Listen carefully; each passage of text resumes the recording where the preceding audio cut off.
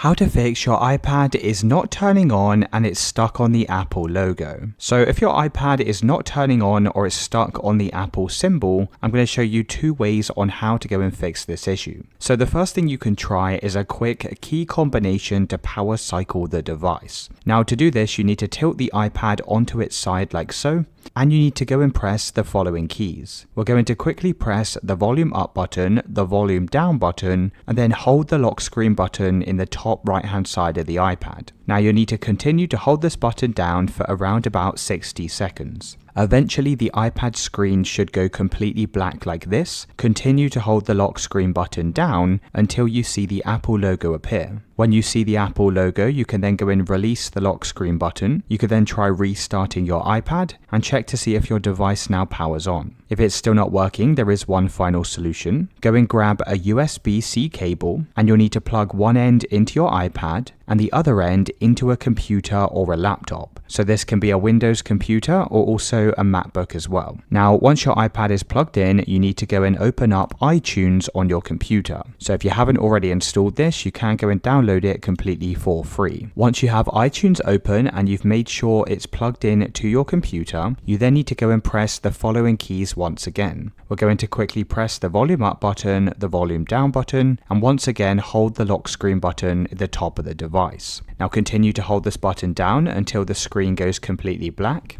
Even when the screen's black, continue to hold the lock screen button down. You're then going to see the Apple logo. Once again, continue to hold the button down, and after about 5 more seconds, you should see this recovery page appear. Now, if you come back over to iTunes, you should now have a pop-up on the page, and it should ask you to either update or restore the iPad. So you're going to start by clicking the update button. But if for some reason this doesn't work, you can also try pressing the restore button as well. Once you've gone through this process, you should then be able to power on your iPad.